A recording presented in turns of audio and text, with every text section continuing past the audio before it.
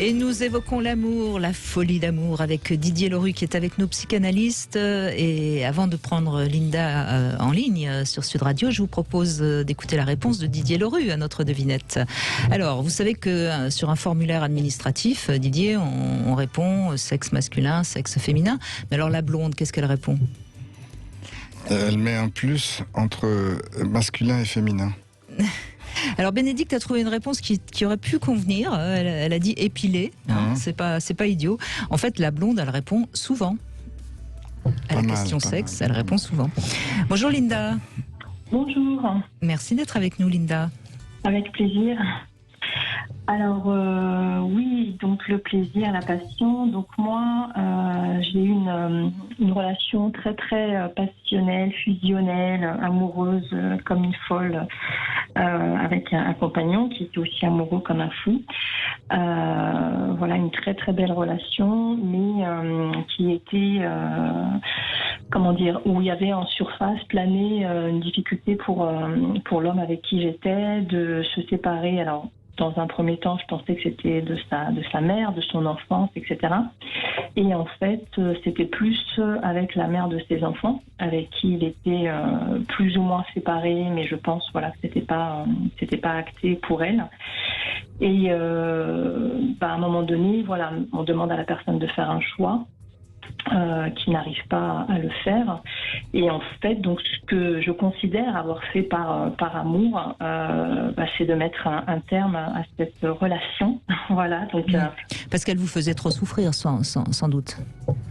Oui, et puis on n'y voit pas d'aboutissement. Voilà, c'est ça, on n'y voit pas d'aboutissement. Alors bien évidemment... Alors ce qui est intéressant dans votre témoignage, et je suppose que Didier Leroux l'a repéré aussi, c'est que vous dites, bon, il n'était pas vraiment séparé, et vous avez dit c'était pas acté pour elle, comme si c'était elle qui ne voulait pas se séparer, alors que bon, c'était avec lui que vous étiez, c'était à lui de vous dire j'ai pas envie vraiment de me séparer. Enfin, vous voyez, et quelque part, c'est peut-être... Enfin, c'était peut-être une manière de moins souffrir, mais vous avez plus mis la faute sur elle que sur lui. Après, oui, justement, c'est-à-dire qu'on met la faute sur elle parce que dans le quotidien, on essaye de se trouver justement des raisons en disant non, c'est pas ça, etc. Donc oui, c'est elle, ou c'est l'autre, ou c'est la mère, ou c'est ceci. Et au fur et à mesure, je me suis dit, non, c'est lui le premier responsable, c'est lui le premier amoureux, je dirais, enfin voilà, qui a envie de poursuivre ou pas avec moi. Donc s'il n'en est pas capable mais en mesure de, il n'y a jamais rien qui se fera. Donc vaut mieux arrêter. Oui, mais c'est assez lucide, parce que vous auriez pu continuer à vivre une passion avec quelqu'un qui n'est pas libre, mais c'est vrai que ça fait forcément souffrir, et ça peut faire de plus en plus souffrir d'ailleurs, Didier Leroux. Tout à fait, parce que moi je pense que d'abord, et ça rejoint aussi le témoignage précédent, c'est-à-dire que pour tomber amoureux, il faut être disponible. Il ne faut pas se dire, tiens, j'ai envie d'être amoureux, parce que ça ne marche jamais, on n'est pas amoureux sur commande. Mais c'est quand on est disponible, c'est-à-dire disponible, c'est quand même si on est bien sûr en couple, il y a ce qui a été évoqué, le manque affectif, le vide, l'éloignement, etc. Et puis, tout d'un coup, on rencontre quelqu'un et effectivement, on tombe amoureux. Puisqu'il était question de Québécois là tout à l'heure, ils ont une très belle expression utilisée par les poètes aussi, ils disent tomber en amour. Alors avec l'accent, c'est encore mieux, mais... Et ce que je veux dire, c'est que finalement, on tombe amoureux, bon, très bien, il y a un temps, et après, lorsqu'on est en couple, il y a le temps, effectivement, des décisions, des options. Alors, il ne faut pas que ce soit au bout de 2 jours que ça se passe, on ne va pas changer de vie en 2 jours comme ça, mais il y a un moment où le choix doit s'opérer, et que la question qui se pose, c'est l'attachement au couple précédent. Mais si l'amour est réel, profond et sincère, la question ne devrait pas se poser. Que chacun ait des hésitations, c'est normal. On passe pas 10 ans, 20 ans avec quelqu'un en le jetant du jour au lendemain, sans parole, sans rien. Ça se fait pas, comme on dit. Et puis c'est rare dans la réalité. Ça arrive, mais c'est très rare. Ouais. Mais par contre, le choix, en tout cas, de l'auditrice, là, je trouve que c'est un choix extrêmement courageux et que peu de gens ont. C'est-à-dire qu'elle a utilisé une très belle expression qui qui dit j'ai mis un terme à la relation par amour. Et ça c'est beau parce que c'est une sorte de sacrifice de la relation par amour. C'est-à-dire que par amour, elle met un terme peut-être pour éviter les affres du choix chez l'homme dont elle était amoureuse. Hein. Et ça c'est terrible parce que ça veut dire qu'on se sacrifie pour l'autre et on sacrifie son amour pour l'autre. Mais ça n'empêche pas la déception sans doute. Oui, et mon analyse par la suite, je rajouterais que c'est aussi par amour pour moi, parce que moi je le dis comme ça, hein, c'est-à-dire que bien évidemment on se sépare, on souffre, on le fait en effet pour.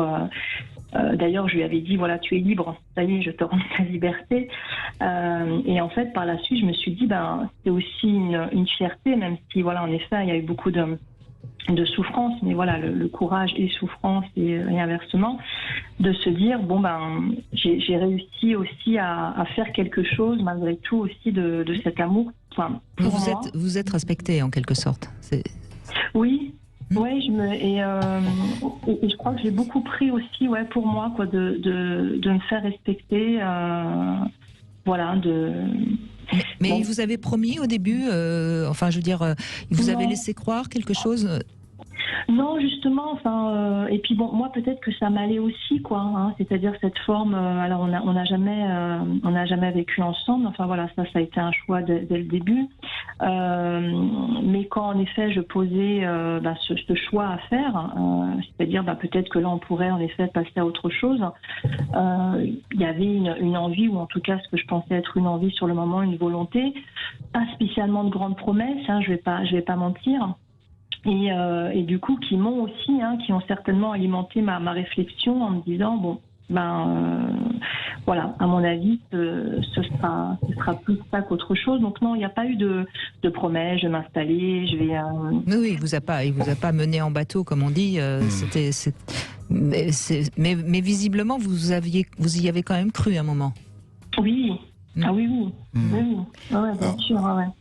Alors, je pense que, une fois de plus, je reviens sur votre décision, là, c'est-à-dire, parce que sinon, il y a une expression en anglais, il n'y a pas tout à fait l'équivalent en français, ça s'appelle la backdoor girl.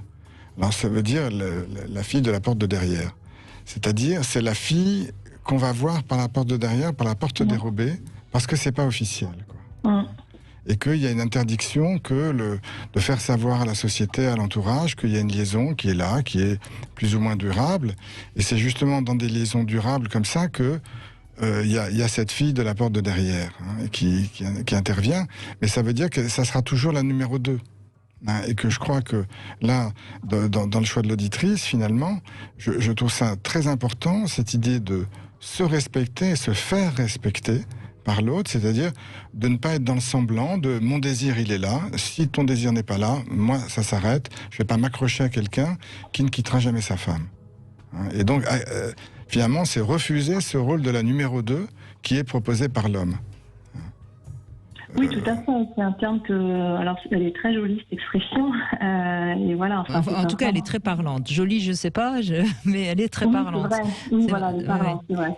Et aujourd'hui, avec le recul, je suppose que ça y est, vous êtes guéri, si je puis dire. Vous n'avez pas de regrets, j'imagine. Non, je peux pas. Non, vous avez peut-être des regrets que ça n'ait pas pu marcher, mais je veux dire, vous n'avez pas de regrets d'avoir pris cette décision. Ah non, oui, tout à fait, c'est beaucoup plus clair. Ah non. Mais vous avez peut-être un peu de nostalgie. Ce qui n'est pas forcément négatif d'ailleurs. Je pense que, tant mieux, je dirais, d'avoir de la nostalgie. Oui, bien sûr. C'est une belle histoire et elle restera une belle histoire et qui marquera certainement ma vie. J'en aurai pas d'autres comme celle-ci. J'en aurai une certainement meilleure ou moins. J'en sais rien, on verra.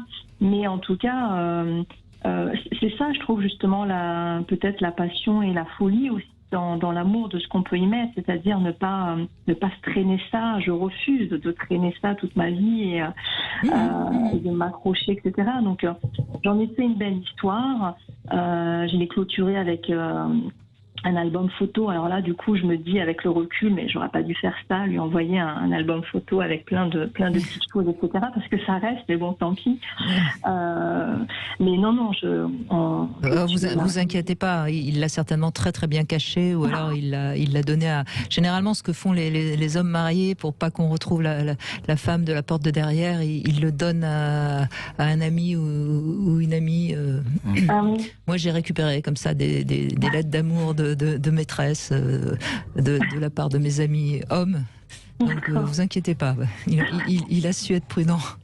Ah oui, en espérant que sa femme ne soit pas la fille de la porte de derrière de son meilleur ami. Là, on est dans un vaudeville, Linda. C'est ça, on est dans les films de Netflix. Non, mais non, voilà. Enfin, en tout cas, en effet, il y a pas de regret. Il y a eu voilà le temps de la séparation, de la douleur, et puis de la reconstruction, pas de la reconstruction, mais de la continuité. Voilà, de la femme que je suis et qui sera encore amoureuse, voilà, différemment. Mais pour moi, voilà, ça a été parce que quand j'ai entendu le sujet, mes amis me disaient mais t'es complètement folle, tu l'aimes, il t'aime, enfin ça, etc. J'ai dit oui, mais il n'y a pas que ça, quoi. Voilà, il n'y a pas que ça. Et à partir du moment où, en effet, je l'aime pour un futur et une construction de vie commune. Et bien, voilà, c'est passionnant aussi de se quitter, voilà. C'est un joli témoignage. C'est en beau, tout cas. ça, ouais. Belle phrase. Voilà. Ben, j'en ai retenu 2 aussi, Québec et anglais, auprès de vous, Didier Leroux. On enrichit notre vocabulaire aujourd'hui, voilà. Exactement. Merci beaucoup, Linda, en tout cas, de ce témoignage. Merci à vous.